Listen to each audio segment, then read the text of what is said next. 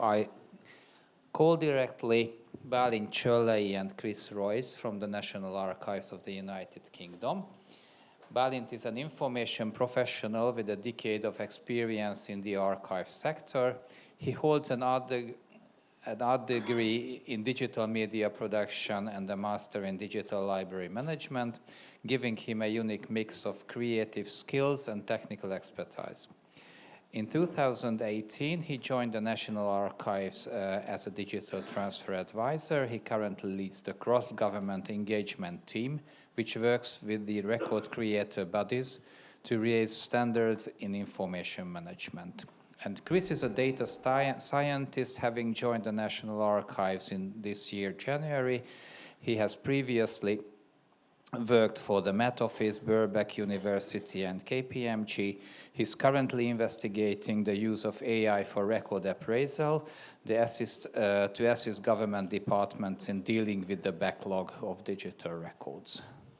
So we want to talk about a particular task in the world of record management and archival, which is in the middle, is appraisal. So basically distinguishing value from non-value by government departments or public authorities in the process of transferring digital records to the archive.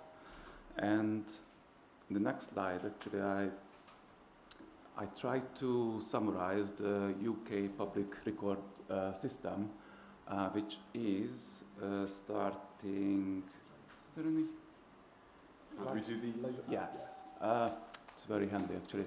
So these public record bodies, so we have around 350, 400 organizations who are creating records, using records, and during the life cycle of the records, they need to evaluate and understand the value and keep it if it has further value for business use, destroy if there is no any value, but if it has historical value, it should be transferred to the archive accession the record, preserve it. This is our public task, and it's also our role to provide public access to these records.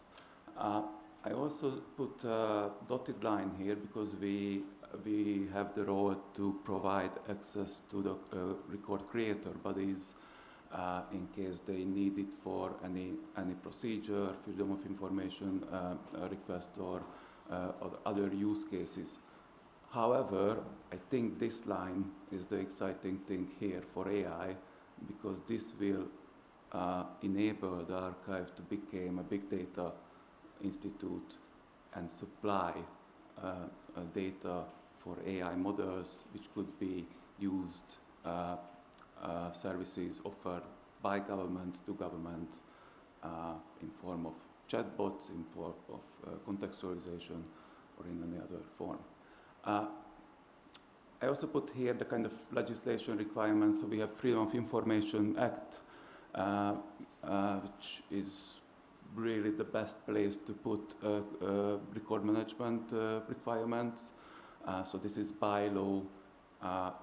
Departments, public record bodies, authorities need to understand and need to dispose information as soon as they are not using. Public Record Act is also a requirement that at age of 20 years of the records, they need to make a permanent decision or an implement decision about the future of the record.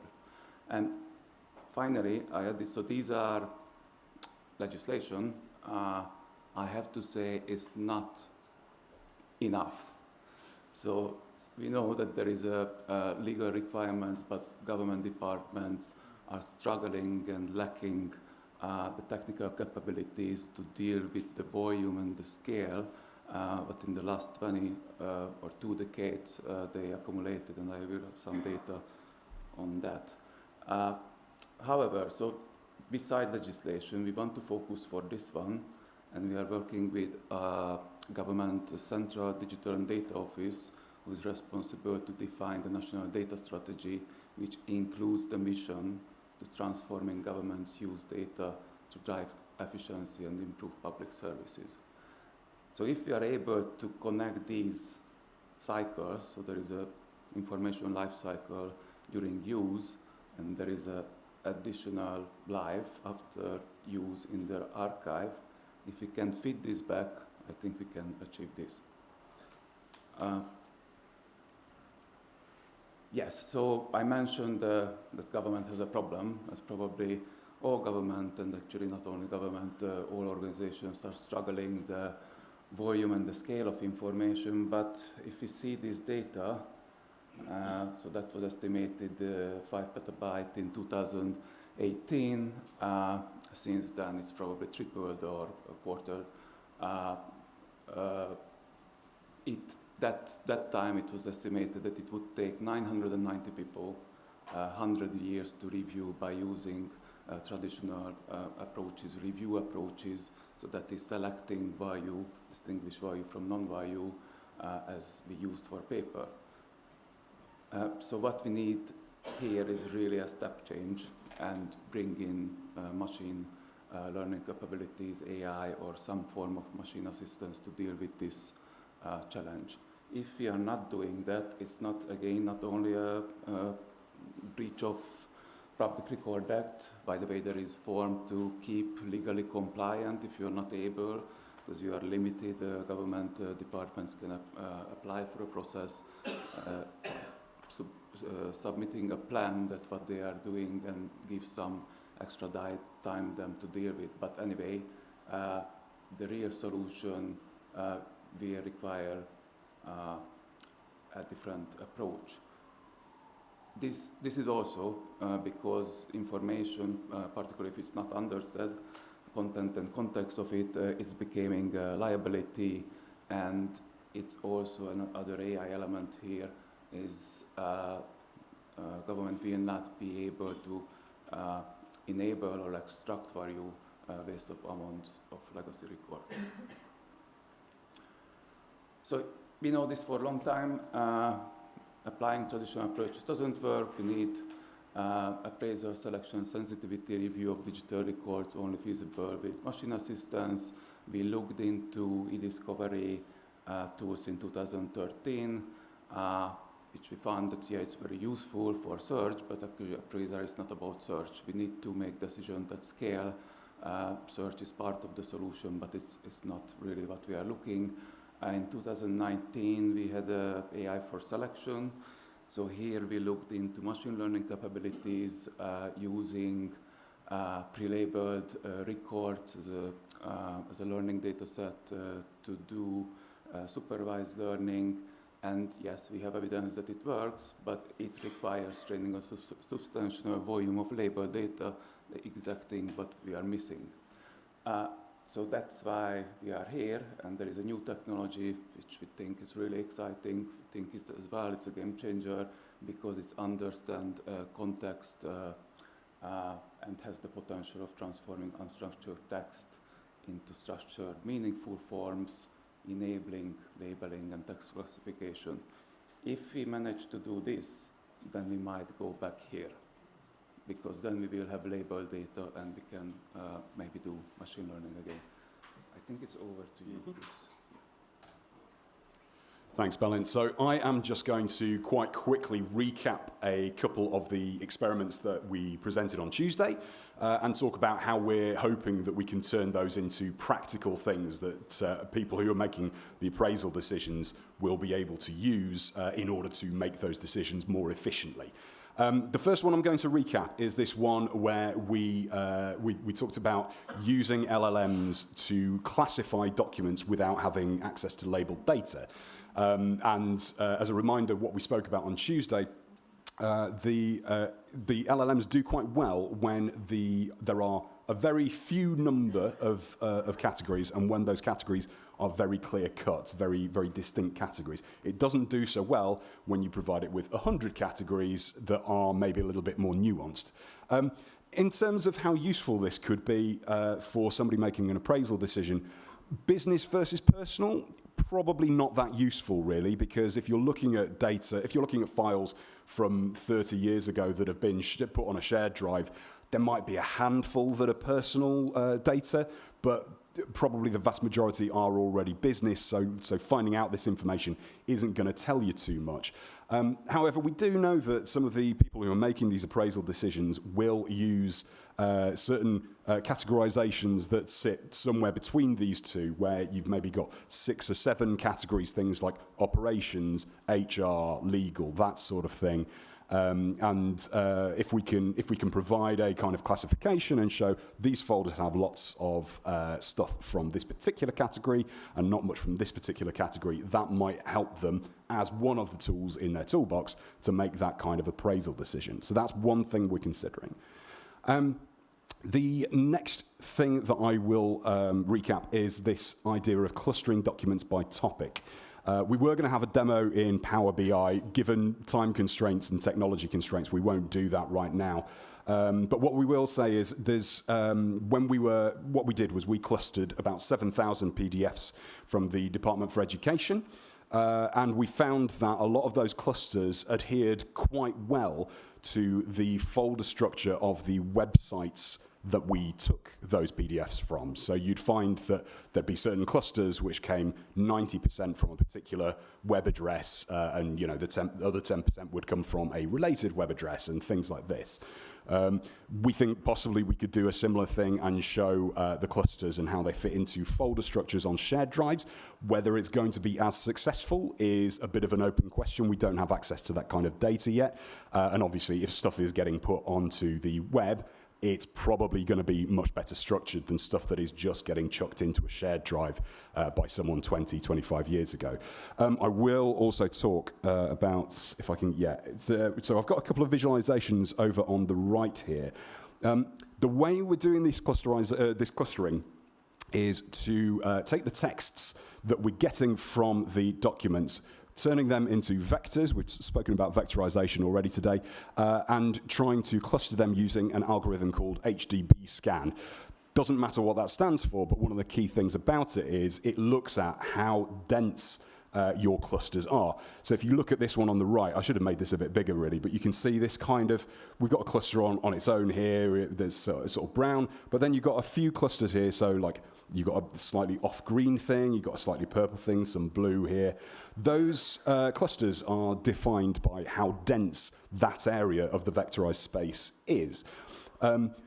Those clusters are the finest level of clusterization, but you can lift that level of how dense it is up, and you can get a broader cluster. So, for instance, you might have, this might be mathematical resources, this might be language resources, etc., and it fits into a larger cluster here, which is broadly educational resources. Taking a Department for Education example, and we can turn it into a dendrogram, like something like here, where each of the clusters is hierarchical like that. I think, given time, I might skip over this, Balint, and hand over to you. Oh, my gift works. So, besides AI, what we really want to put in the next stage is the proof of concept, to think about new interfaces, because the thing is that so we promote high-level appraisers, so record managers, the users, will need to make decisions on folder level, shared drive level, cluster level, whatever level, but not on file level. So how you are interacting with hundreds of thousands of files, that's one of the biggest challenge when you sit next to a record management and you see the endless Excel sheets that they are working and trying to make decisions by grouping columns and metadata entries. So we think about that, so the data representation will be anyway some kind of graph. So why don't we try to use the graph as an interface, so you can zoom in, zoom out in some certain areas, and you can kind of dig deeper in your data. And the other is might just play with the Gen AI, which is actually not that futuristic. So if you have once kind of graph interface, you can put in a virtual reality and you can start to move in space if you want. So yeah, next stage is developing a proof of concept tool. So very specifically, we say here that we want to build something that provides insights and new ways to interact with records at scale. We want to do this for supporting record managers in high-level appraisal decision, and we want to focus first the most challenging data, which is on shared drives. So just to add, shared drives obviously lacks of any kind of structured metadata, unless like records in an EDRMS, and shared drives are also typically not following organization filing naming conventions, so you don't have a consistent understanding. It's up to the users, the user team, how they call their stuff. We want to test two assumptions, which is AI, particularly large language models, will play a significant role in the analysis of large volume of information in conjunction with traditional data-driven methods. And I think it's really important that, you know, LLMs are great, really promising, but it's one tool in the toolbox, and we have to find exactly that where we can use it in a responsible way and where it really can help in the process. The second assumption that the data visualization can offer a more efficient method to interact with records at scale. Yeah, you want to say something? Sure. So I'll keep this relatively brief. This is a very, very quick mock-up of what something might look like for this kind of tool. We'd have a bunch of different alternate ways of viewing the data, whether it would be using traditional folder structure, because that is meaningful in some cases, or whether it be this kind of cluster view, or whether it be any other kind of view that we could use.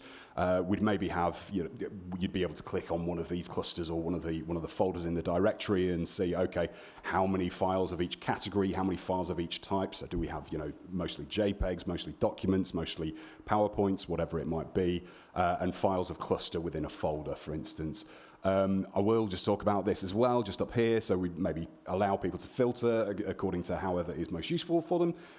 Make sure that in the tool they can actually mark whatever they've selected. They can make that appraisal decision there and then. They don't have to mess about between different windows. They can just go, yeah, it should be deleted, or yeah, it should be preserved. And this is an important one as well, and quite a time-consuming part of the current process, is that decision-making reports need to be documented to say this is why we made the call that this should be preserved or deleted. Because we're in an AI event today, it's tempting to think of this as maybe using an LLM. It's probably not necessary, to be perfectly honest. We'll have to do a bit of research into this, but you could probably get away with quite a lot just using templates and good old-fashioned just decision-based rules. Balint, do you want to? Actually, I will skip and just go for a second back to this one, because we are not 100% sure actually that we can do this. Sven was talking about risk of false positive, false negatives. So for the archive, it's not a risk if a record creator body over-select. It's a risk if it doesn't select something which is a record that should be captured for long-term preservation. So again, when we are building something, we don't want to solve all of the problem. We might want to focus that create a tool that identifies clusters of along the policy development or teams which are in the selection policy of the organization, which they are sure that they want to keep for long-term preservation, transfer it to us, and maybe not use this technology necessary to make a decision that something has no value, because might be the technology is not reliable enough for that. Yes, these are my drawings from last night, so ignore that. Basically, it's the idea here, so it's really concept level, but if it's one department, this one, and it has a tool like with that interface, and there is another department using the same tool, and there is another and another and another, then you might want to link this together and start to capture the decisions, and then you might get back to machine learning, because you will have a really good data on decision making, which might want to consider that if it can make predictions and recommendations for selection. But at the moment, we are focusing a tool which is supporting record managers, so the tool will not make decisions. We would even say, and that's my colleague from research, Mark Bell, phrased that computer in the loop. So this is a human process. We use computers to assist. And some observations. Yeah, I'll try to keep this relatively brief. So this is a final slide, some observations and questions that we've come up with from off the back of the work we've done. The first thing is, as we say, like any tools that we develop, they need to focus not on automating the decisions, but on providing the tools for record managers to make those decisions. It's the computer in the loop, as we were just saying. Given concerns around scalability, sustainability, environmental impact, as well as the need for data to remain in a private cloud, we need to make sure that we are focusing our large language model capabilities where it's actually useful, where it's valuable and effective. It is possible that we'll need to remove data completely from systems, so we need to make sure that we've got that taken into account, whatever we end up doing. This is one, is how can we evaluate the results of prompts? So for instance, I was talking about the providing the summarizations for the clusters. How do we say this is a really good summarization or this is a really bad summarization to work at, you know, what are the best approaches for generating those summaries? How can we measure the consistency of responses? Similar kind of thing, really. This is more around making sure that the people who are actually using it feel confident that the AI is doing what it should be doing. And finally, to what extent are smaller LLMs good enough that rather than using much larger ones? And we've generally found that the small LLMs have been good enough for the purposes that we've used. And I think we'll call it there.